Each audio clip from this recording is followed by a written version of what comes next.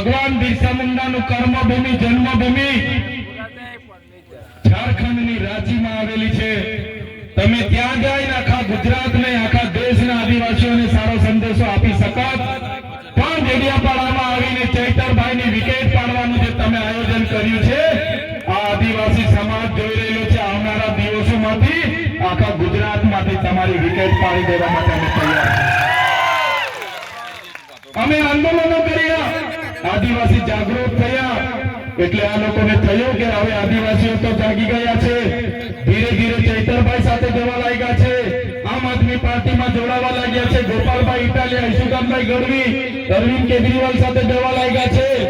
એટલે એ લોકોએ આખું મંત્રીમંડળ બદલી નાખ્યું। ત્યારે અમારા સરપંચો અને અમારા વડીલો જે પ્રકારે કહે છે, કોઈ ભેંસ ઓછું દૂધ આપે તો એના ખીલા બદલવાનું નથી રહેતું, ભેંસ બદલી નાખવી પડે છે। ત્યારે આ લોકો મંત્રી બદલે છે, પણ મારા તમામ આગેવાનો, તમામ વડીલોને, માતા બહેનોને કહેવા માંગુ છું, આવનારા દિવસોમાં આપણે મંત્રીમંડળ બદલવાનું નથી, આપણે આખીને આખી સરકાર બદલી નાખવાની છે। તૈયાર છો બધા? સરકાર બદલી નાખીશું, સરકાર બદલી નાખીશું, પરિવર્તન લાવીશું, પરિવર્તન લાવીશું, પરિવર્તન લાવીશું। આ લોકોએ મને કીધું, ચૈતરભાઈ અમારી સામે તમે કેટલું લડશો, ટકી નહીં શકશો, હજુ પણ જેલમાં જશો, આવી જાઓ, મંત્રી બનાવી દે, તંત્રી બનાવી દે। તમારા મંત્રી બની જઈશું, તમારો તંત્રી બની જઈશું, પૈસા કમાઈ લઈશું, બંગલા બની જશે, ગાડીઓ બની જશે, પણ અમારા આદિવાસીઓ માટે પછી કોણ બોલશે? કોણ બોલશે? આ વિસ્તારના ઓબીસી માટે કોણ લડશે? આ વિસ્તારના એસસી એસટી માઇનોરિટી માટે કોણ લડશે? ત્યારે અમે કીધું, તમારામાં જેટલા અમારા નેતાઓ છે, એ નેતાઓને તમે એક પિંજરાના વાઘ જેવા, સરઘસના વાઘ જેવા બનાવી દીધા છે। આ વિસ્તારના પણ મોટા મોટા નેતાઓ પોતે વાઘ છે એવું કહેતા હતા। અમે જ્યારે મીટિંગ હોય ત્યારે ભાષણ કરે, ટાઈગર અભી જિંદા હે, ટાઈગર અભી જિંદા હે। તે ભાષણ કરવા વાળા ભાજપમાં ગયા અને સરઘસના ટાઈગર બનીને આજે બેસી રહ્યા છે। સરઘસના ટાઈગર બનીને બેસી રહ્યા છે। ઉપરથી જેટલી ચાવી ફેરવે એટલું રમકડું ગાય, એટલી જ ભજન એ લોકો ગાય છે। ત્યારે સાથીઓ, આ તમારો દીકરો, આ ચૈતર વસાવો એમના સરઘસનો ટાઈગર નથી બનવા માંગતો, જંગલનો ટાઈગર બનીને, જંગલનો ટાઈગર બનીને અમે બધા સ્વતંત્ર ફરવા માંગીએ છીએ। આ બધો ઇલાકો અમારો છે। અમારા નસવાડીના એક કાકા ધારાસભ્ય છે, સિનિયર ધારાસભ્ય, નસવાડીમાં આજે અમારો પ્રોગ્રામ હતો।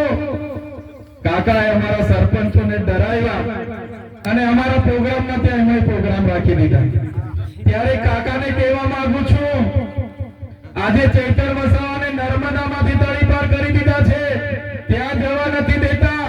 આજે ડેડિયાપાડામાં પ્રવેશ બંધી છે। તમે નસવાડીમાંથી અમને કહેશો કે અહીંયાથી નીકળી જાઓ, પણ અમે આ ચૈતર વસાવા, અમારી ટીમ અમારા લોકોના તમારી ભાજપની સરકાર અમને ક્યારે કાઢી નથી શકવાની, ક્યારે કાઢી નથી શકવાની। એનો પણ જવાબ આવનારા દિવસોમાં આપીશું। ત્યારે નવી વસાહતના આગેવાનો મને રસ્તે મળ્યા, મારી સામે કહેતા હતા, સાહેબ અમે નર્મદાના નવી વસાહતના લોકો છે, અમે આ ધારાસભ્યના હોજે લાગ્યા, આ ભાજપના નેતાઓને માની લીધો અને આજે અમારા દીકરા દીકરીઓ અમને ખીજવાય છે, અમારો અધિકાર નથી મળ્યો। ત્યારે આ ભાજપના લોકોએ માત્ર ભાજપમાં જઈને ઊંચી આગળ કરવાનું જ કામ કર્યું છે। ત્યારે સાથીઓ, આવનારા દિવસોમાં તાલુકા અને જિલ્લા પંચાયતની ચૂંટણીઓ આવવાની છે। રાષ્ટ્રીય પાર્ટી છે આમ આદમી પાર્ટીનું મંચ તમને અમે આપીએ છીએ। આપણા આજે રતનસિંહભાઈ સરપંચ, ભંગ્યાભાઈ સરપંચ, નવસિંહભાઈ સરપંચ અને તમામ સરપંચો તમારી સાથે છે, કોઈને ડરવાની જરૂર નથી। તમે રાતે કહેશો, ત્યારે તમારામાંથી સારા સારા વડીલો, સારા સારા યુવાનો, સારી સારી બહેનો આવનારા દિવસોમાં ચૂંટણી